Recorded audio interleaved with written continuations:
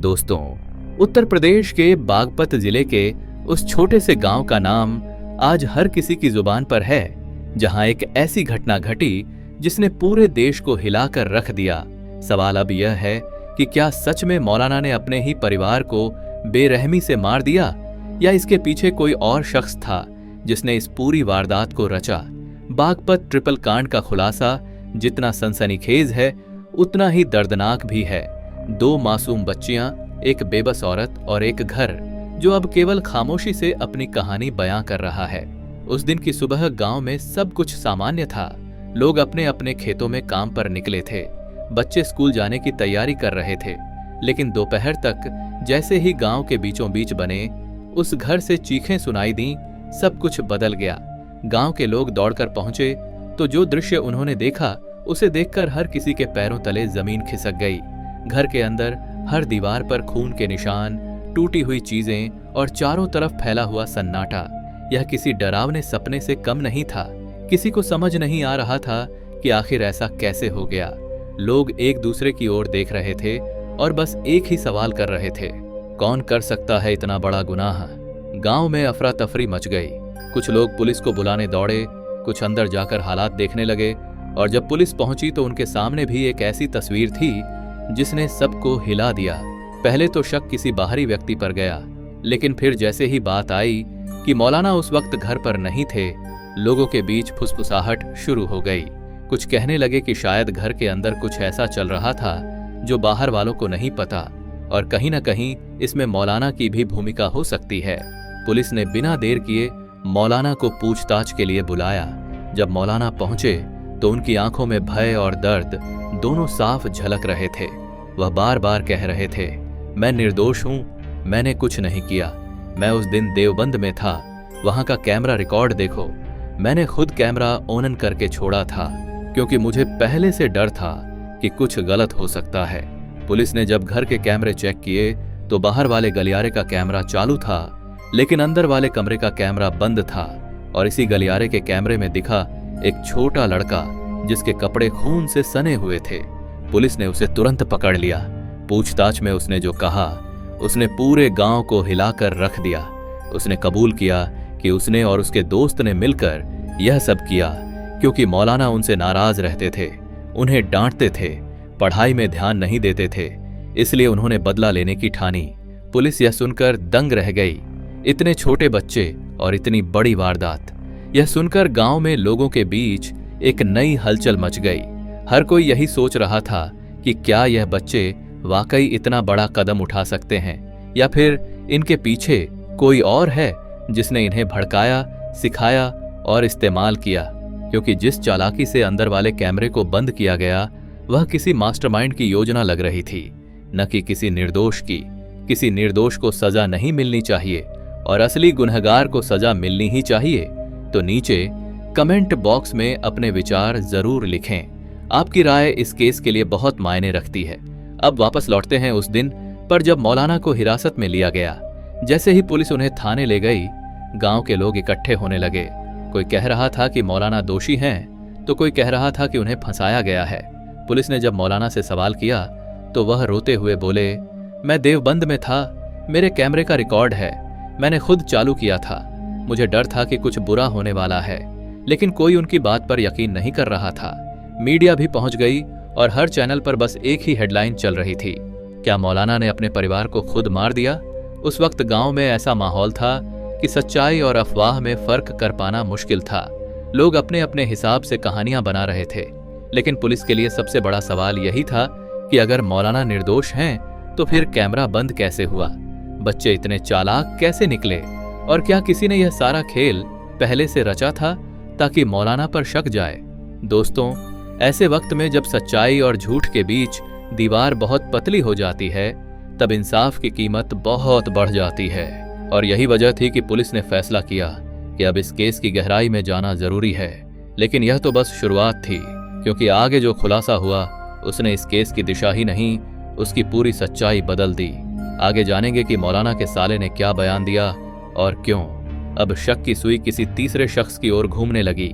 लेकिन उससे पहले अगर आप चाहते हैं कि इस केस का हर अपडेट आप तक सबसे पहले पहुंचे, तो चैनल को सब्सक्राइब कर लीजिए ताकि आने वाले हिस्से आप मिस न करें। अब बढ़ते हैं इस कहानी के अगले मोड़ की ओर, जहां सच का दूसरा चेहरा सामने आने वाला है।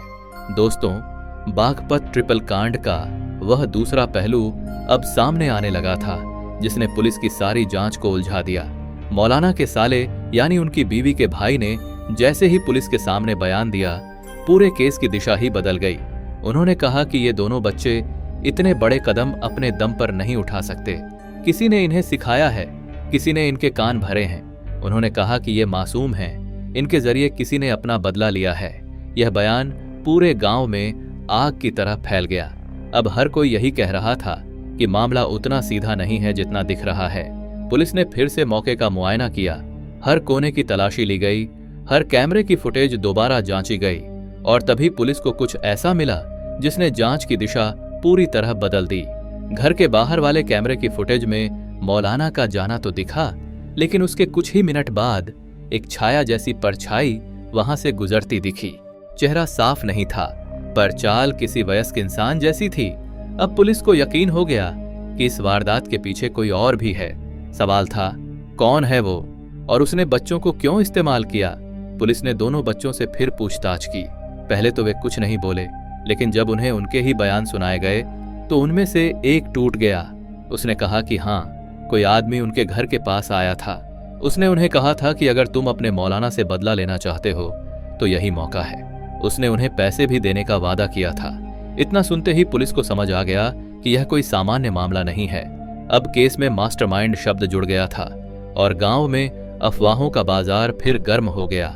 कोई कहने लगा कि वह आदमी मौलाना का पुराना दुश्मन है, कोई कह रहा था कि यह सब जमीन के झगड़े से जुड़ा है।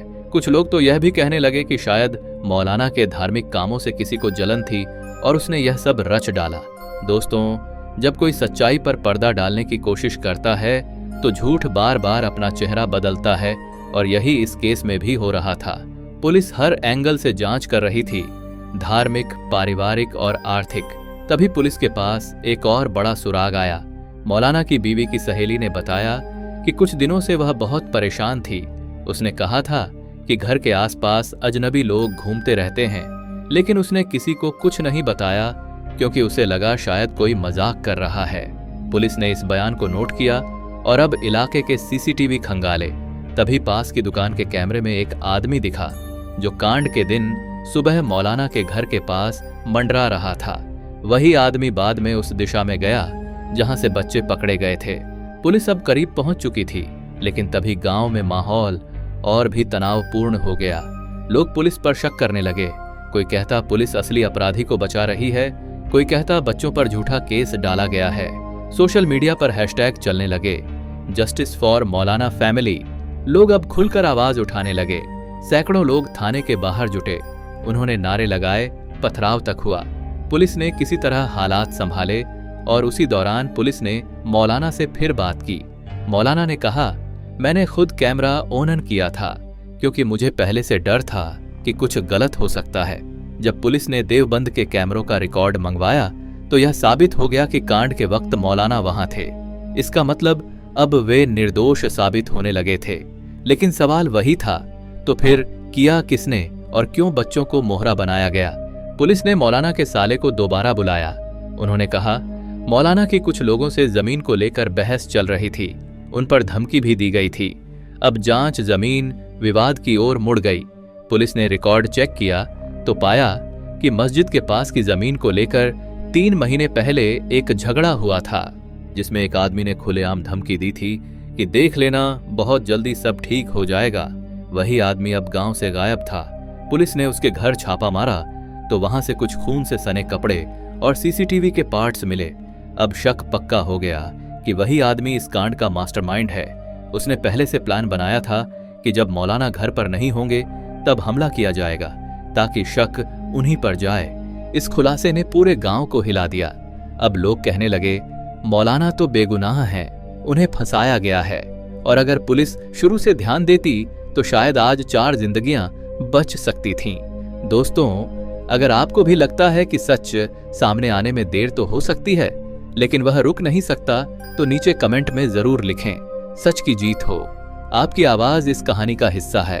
अब सवाल उठता है कि वह गुमशुदा शख्स कहां गया? क्या वह अभी भी पुलिस की पकड़ से बाहर है या उसने खुद को कहीं छुपा लिया है? और क्या बच्चों ने सच में उसके इशारे पर सब कुछ किया या फिर कोई और परत अभी बाकी है? पुलिस अब लगातार छापेमारी कर रही थी। हर गांव, हर कोने, हर रिश्तेदार के घर तक जाकर पूछताछ की जा रही थी, लेकिन वह आदमी हाथ नहीं आ रहा था। सोशल मीडिया पर चर्चाएं और तेज हो गईं। कुछ लोग कहने लगे कि वह आदमी किसी राजनीतिक शख्स का आदमी है, इसलिए पुलिस दबाव में है। लेकिन पुलिस ने साफ किया कि जो भी दोषी होगा वो बख्शा नहीं जाएगा। और इसी बीच मौलाना ने थाने में बैठकर एक बात कही जिसने सबको चुप कर दिया। उन्होंने कहा, अगर मेरे परिवार को इंसाफ नहीं मिला तो मैं खुद कोर्ट के दरवाजे तक जाऊंगा। यह सुनकर वहां मौजूद हर शख्स की आंखें नम हो गईं। दोस्तों, अब यह मामला सिर्फ एक कांड का नहीं बल्कि इंसाफ की लड़ाई बन चुका था। और यह लड़ाई अभी खत्म नहीं हुई थी, क्योंकि पुलिस के पास अब एक और बड़ा सुराग आने वाला था जो इस केस की जड़ तक पहुंचाने वाला था। लेकिन वो क्या था? दोस्तों, बागपत ट्रिपल कांड की कहानी अब अपने अंतिम और सबसे संवेदनशील मोड़ पर पहुंच चुकी थी। अब हर तरफ केवल सवाल उठ रहे थे, असल गुनहगार कौन है और बच्चों को क्यों इस जाल में फंसा दिया गया? पुलिस ने अंतिम सबूतों की समीक्षा शुरू की। पहली बार घर के अंदर और बाहर लगे सभी कैमरों की फुटेज को विस्तार से जांचा गया। उसी समय कुछ ऐसी जानकारियां सामने आईं जिन्होंने पूरे मामले का परिदृश्य बदल दिया। पाया गया कि कांड के दिन बच्चों के आसपास एक संदिग्ध व्यक्ति बार बार देखा गया, जिसने उनके मन में गुस्सा और बदले की भावना भरी। वह व्यक्ति गांव के कुछ पुराने झगड़ों और जमीन विवादों से जुड़ा था। पुलिस ने उसका पता लगाया और जब उसके पास जाकर पूछताछ की तो पता चला कि उसने बच्चों को बस मोहरा बनाया था। उसने खुद ही इस कांड की योजना बनाई थी ताकि पुलिस का शक मौलाना पर जाए। उसने बच्चों के मासूम दिमाग में डर और गुस्से की जड़ें बो दी थीं और उन्हें यकीन दिला दिया था कि यह सब कर देना सही है। वहीं मौलाना की देवबंद में मौजूदगी के रिकॉर्ड और कैमरा फुटेज ने साफ साबित किया कि वह घटना के समय वहां थे, इसलिए वे निर्दोष थे। गांव के लोग अब धीरे धीरे समझने लगे कि उन्होंने एक निर्दोष इंसान पर शक कर लिया था। लेकिन सवाल अब भी यही था कि मास्टरमाइंड की साजिश कितनी गहरी थी। पुलिस ने उसकी पूरी योजना को उजागर किया। कैसे उसने कैमरे बंद कराए, बच्चों को तैयार किया और उन्हें मानसिक रूप से प्रभावित किया ताकि वे खुद कबूल कर लें। अब पूरा गांव इस बात को लेकर चौंका था कि छोटे बच्चों के हाथों हुई यह खौफनाक वारदात कितनी सुनियोजित थी। इसके बाद पुलिस ने बच्चों को संरक्षण में रखा और उनके मानसिक स्वास्थ्य की भी जांच शुरू की। अब गांव वालों की राय भी बदलने लगी। कई लोग अब मौलाना को दोषी मानने से डर रहे थे और समझ रहे थे कि असली अपराधी अभी बाहर है।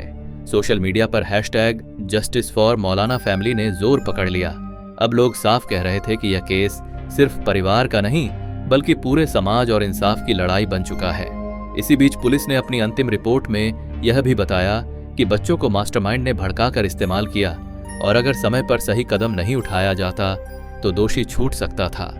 मौलाना और उनके परिवार की बेगुनाही साबित हुई और अब पूरा गांव उनके समर्थन में खड़ा था। दोस्तों, इस केस ने साबित कर दिया कि कभी-कभी सतही दिखने वाली घटनाओं के पीछे कितनी गहरी साजिश छिपी होती है और इंसान की मासूमियत को कैसे तोड़ा जा सकता है। अब यह कहानी सिर्फ एक परिवार की नहीं बल्कि न्याय और सच्ची जीत की मिसाल बन चुकी है। हम उम्मीद करते हैं कि आने वाले समय में इस केस से जुड़े हर पहलू को न्यायपूर्ण तरीके से सामने लाया जाएगा। अगर आप भी चाहते हैं कि ऐसे मामलों की सच्चाई सबके सामने आए तो वीडियो को लाइक करें, चैनल को सब्सक्राइब करें और कमेंट बॉक्स में अपनी राय जरूर लिखें। इस कहानी से जुड़े हर अपडेट के लिए जुड़े रहें, क्योंकि हम आपको इस मामले की हर नई जानकारी सबसे पहले देंगे। यही है बागपत ट्रिपल कांड की पूरी सच्चाई, जहां निर्दोष को बचाया गया, मास्टरमाइंड उजागर हुआ और बच्चों को सही मार्ग पर लाया गया। अंत में याद रखें, इंसाफ हमेशा जीतता है और सच की आवाज को दबाया नहीं जा सकता।